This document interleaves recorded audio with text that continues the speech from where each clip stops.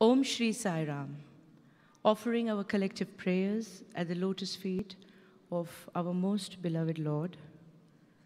Respected elders, brothers, sisters, students, and everyone watching us live from around the world. Today almost marks the culmination of the beautiful Guru Purnima celebrations, because many of our brothers and sisters will return to their homes and hearts tonight or early tomorrow morning.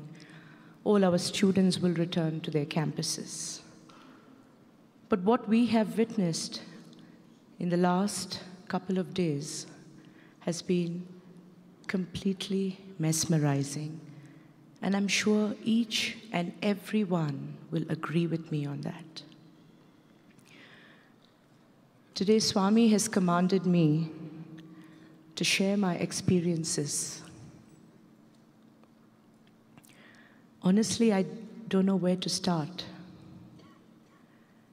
He said, backstage, he said, talk about from the time you came to know of your little brother, Madhusudan.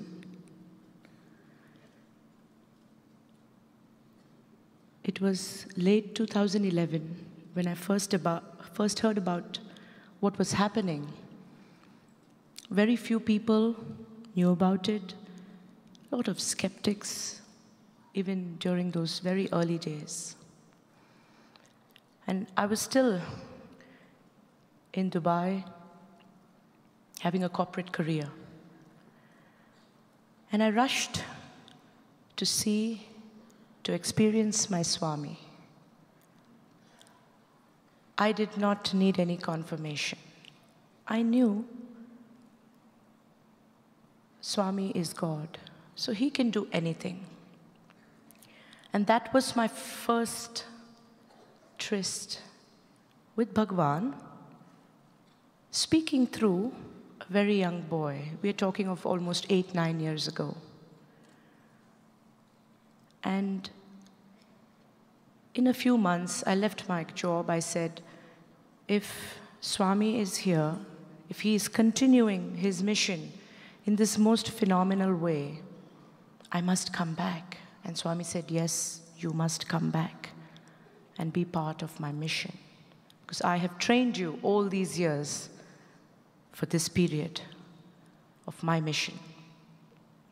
And that is when it all started with my dear little brother, Madhusudan. Those early days, he would call me Akka. And today, when I bow at his feet, in front of my very own eyes, what I can see is the ascension of man. I had a very vivid dream this morning. I had a very, very vivid dream this morning. Swami was there, and next to him was Brother Madhu. Swami looked at me, pointing out to him, and said, you see, ascension of man to God. Man to God. He said, this is what I have to do with each and every one of you. Man to God. We will have an ascension day, he said. And then I immediately thought, when I woke up, the words of Swami Brahmananda. Swami Brahmananda was the very first disciple, or in fact one of the direct disciples of Swami Vivekananda. And in fact he was the first president of the Ramakrishna Math and the Ramakrishna Mission. And he would tell his disciples, he would say, you see, if you want inner peace, or if you want to realize God, you have to wait. Spiritual realization is a question of time. And during this period of wait is all about the struggle. The mother bird knows when exactly to crack open the egg to reveal its little baby. The Divine Mother knows when to pick you up so that you may attain that realization. But that period of wait, that period of struggle which is there, is very tough. It's not easy. Sometimes there's joy, sometimes there's hope, sometimes there's despair, sometimes there's sadness. But it's a battle. It's a battle to attain that ultimate divinity. I remember in those very early days when Swami very graciously picked me to travel around the world with him. It seems like yesterday, but it was such a joy to be with Brother Madhu. Because I'm sure every single devotee who's seated here from the various countries will agree with me that if there is any message, any email which is sent to Bhagwan, there is an instantaneous reply from him. It does not matter what time of the day or night it is. So once I asked him during one of our travels, we had gotten in very, very late. It was past 2 a.m. And we had just gotten into the host's home. And we were almost going to bed. It was a very long flight. And I thought, let me check my emails before I go to bed. And I saw a series of mails which he was replying to at that early hour. So when we woke up the next morning, I asked him, I said, you were so tired last night. Why didn't you go to sleep? You could have answered these in the morning. And he said, there are so many devotees around the world who send me messages in the hope that I pray to Swami, what right do I have to come between them and their Lord? So it doesn't matter what time of the day or night it is. It is my responsibility and my duty to reply to these messages. What I have seen during these travels, especially during those very early days, is the fact that him as a personality, kind, all the time helping, all the time putting others in front of himself. We might have had a long journey, we might have had 2 satsangs, there might have been many interviews, and even after an interview, there have been instances when he would come and help us wash dishes in the kitchen. That is what we saw of him. I'd like to narrate one instance which is very close to my heart. We were in Croatia and we were getting ready to go for the public satsang in the evening. So I served Swami his coffee and it was time for Brother Madhu to go into Swami's room. And the time was already up. Narasimurthy sir, Srinivas sir, Mr. Tigeret had already arrived. But Brother Madhu did not come out of his room. So I went to knock his room. I knocked and knocked, he did not open. So I messaged him to say, brother, are you okay? He opened the door, catching his stomach and said, I've had some kind of a food allergy and my stomach is paining so much. I don't think we will be able to go for the public satsang. And really, he was crying in physical pain. He was holding his stomach and crying. So naturally for me, I said, but Swami is right next door. Go to Swami's room, tell Swami. And you know what he said, brothers and sisters? He said, how can I disturb Swami? If any of us would have been in that position, we would have thought it would be our right to storm into Swami's room and tell Swami, my stomach is paining, Swami, I've had an allergy, please help me, please do something. He didn't say that. He said, how can I disturb Swami? I said, brother, please, please, Swami is the most compassionate and benevolent mother. Please go into his room. And then he said, okay. And then he went into Swami's room, of course. Swami cured him of that stomach pain and that allergy. And then we went for the public satsang. These are just little instances, little snippets of him as a personality. And from that first day, since I met him, till today, we have had many candid conversations. We have traveled around the world. We have spoken about various topics. Of course, the favorite topic being Swami and what Swami is trying to teach us. What is Swami trying to do? That's been our favorite topic, because every single moment there is a learning. And in that learning comes a little tidbit for us to take away, because there is a little tidbit in that learning itself. And that is that little tidbit which he would say. He would say, you know what? This is what Swami said. This is what Swami felt. This is how he felt. And this is what he said. Isn't our Swami the ultimate? And I would say, yes, brother, he is the ultimate. There was once a time, coming back to the point that he is such a selfless person. Yes, we can all say, yes, we are all selfless. We put others ahead of us, like Swami has always said. But he takes it to a completely different level. We were in Fiji. This was about a couple of years ago. And Swami had invited a lot of other guests from various countries. It was almost like an island retreat. So after dinner, Swami said, you can all have a little cultural gathering together. I am not coming. I'm going to go and retire. You all go and enjoy the cultural show.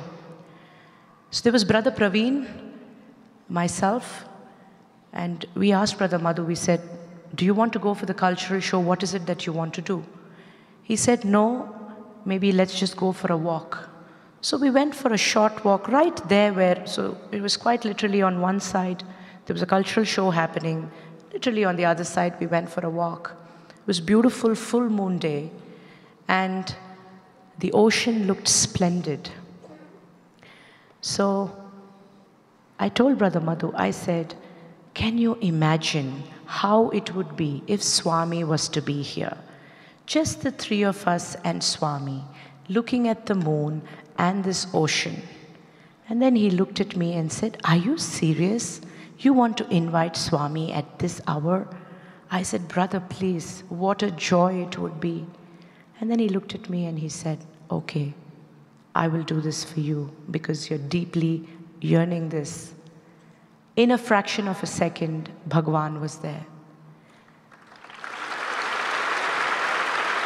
And Swami spoke about the secret of his creation. He spoke about various things. He spoke about why the ocean tastes salty. He spoke about how there are 1 lakh universes in this cosmos, in this creation. And then after some time he said, this time of the hour or this time of the night is not for people like you. You better go to bed. It is only for Rakshasas. So we humbly prayed to Swami, thanked him that he had appeared on that beautiful full moon night by the seashore. And then as we were coming back, brother was sharing with us what he actually saw. He said, the moment you prayed, he said, I was wondering, how will Swami come? Where will he sit? There is no throne here. So he said, the moment I thought, where is Swami's throne? He said, there was a throne which descended, a massive throne which descended from the skies. There were angels who brought this throne, which was like a massive lotus petal. And he said, Swami glided on the ocean and walked. He was huge, like a Vishwarupam. And then he walked and he came to the human size, and he came to his 5 feet 3 inches, sat on that lotus throne which descended from heaven, and spoke to us for 10 minutes. It's been an incredible journey for me, personally. But what have I learned in this? Swami has always said, I cast my people again and again in a drama. When I cast you, you enter with joy. You play your part with humility and you exit with dignity. We are all leaving impressions and footprints as He has given us this human birth. But what I am going to personally miss is the fact that I will miss a younger brother. Today he is my guru. I am going to miss all those wonderful, candid talks. I am going to miss all those really insightful conversations, because to me, at all times now, he is Bhagwan.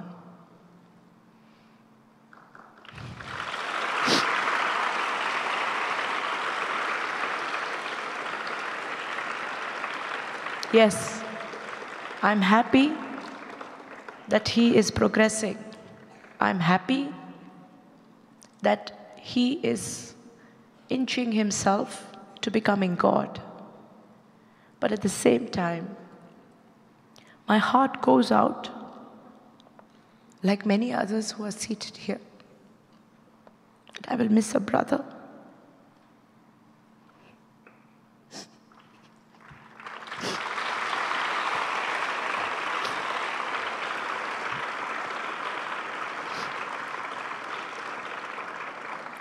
Because, like Swami Brahmananda said, we have closely seen his struggles, night or day. Whether we've traveled long distances or whether we've traveled short distances, he is there for his Lord. No wonder Swami said, he will never say no to me. I've never seen him say no to Swami. It's always, yes, Swami, whatever you wish, whatever you want. Yes, we may say that. We say, yes, I can do it. No, we cannot. Not now.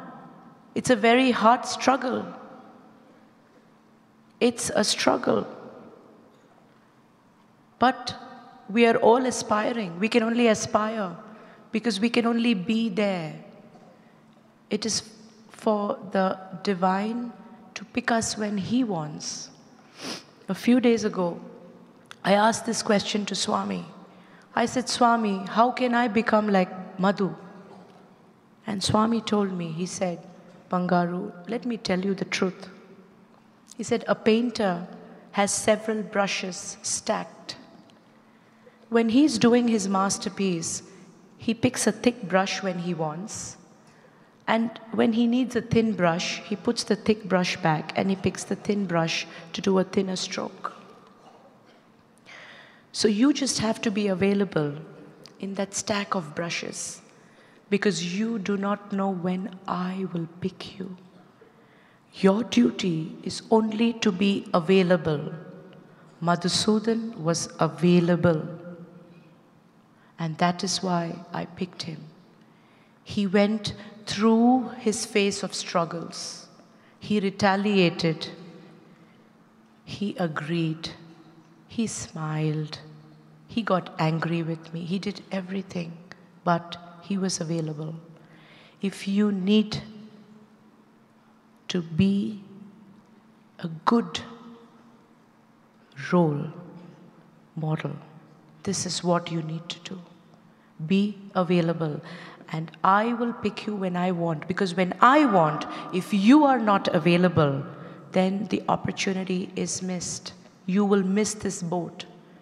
So I ask all the devotees around the world, I ask every single person who've been debating, deliberating, throwing brickbats over the last 2 days, is this possible? Is this a reality? Is this a crazy place? I can only say one thing. Look at the initiatives, look at the projects around the world. Is this humanly possible? Can this be possible by any one of us? Over 30 countries and all that is happening. Is it possible? Of course it's not possible. Because there is a divine guidance. And that Lord is using him as an instrument.